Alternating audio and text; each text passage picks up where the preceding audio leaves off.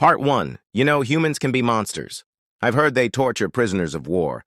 I've even heard some stories of Xerxian experimentation, but this, I don't know how much more I can take. When I was captured, they put me through the tests I've been trained to expect, learning our language, strengths and weaknesses, and tactics. But something about that scared me.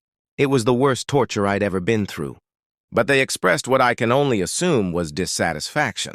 Like they wanted to turn up the dials just a little more. What kind of instruments were these?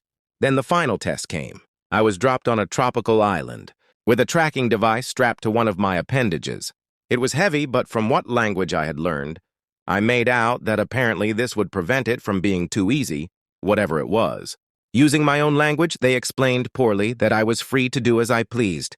The first night, I waited as much as I could. Surely this was a trap. I heard something rustle in the bushes. Suddenly, a human male jumped out with a large rock and tried to strike me with it. I barely dodged, but managed to gash his arm. It looked deep enough to be fatal, but he stood up and kept trying to hit me with the rock. I gashed his leg the same, his chest, his arm again. He kept coming. To the shame of my species, I ran. I climbed a tree to be safe and managed to rest that night.